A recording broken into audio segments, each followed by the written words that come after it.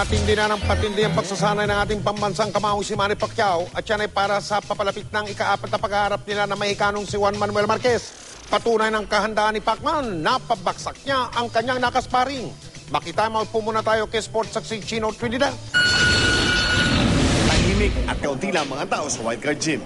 Habang ang iba kasi ay nakatuon ng pansin sa long weekend dahil sa Thanksgiving,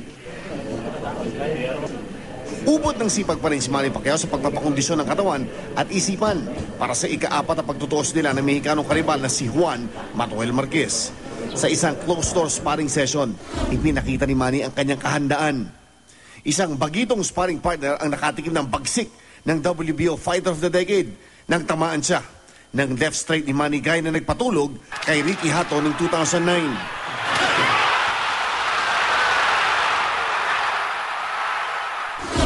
Paglanding ng matalim na kaliwa sa kanyang muka, walang nagawa si Benji Gomez kundi yumakap na lamang sa mga hita ni Manny. Ang regular partner ni Manny na si Ray Beltran, hindi rin nakaligtas sa bagsik ni Pacman. Nadat na namin si Beltran, may tapal na yero sa kanyang kaliwang kamay matapos mapuruhan ng isa sa mga kombinasyon ni Pacquiao. We're working on it. Best training camp we've had in a long time. Manny's very focused, very alert. At dahil Thanksgiving ngayon dito sa Amerika, ano naman kaya ang wish ng 5-time Trainer of the Year na kinikilala ni Pacman bilang ama-amahan?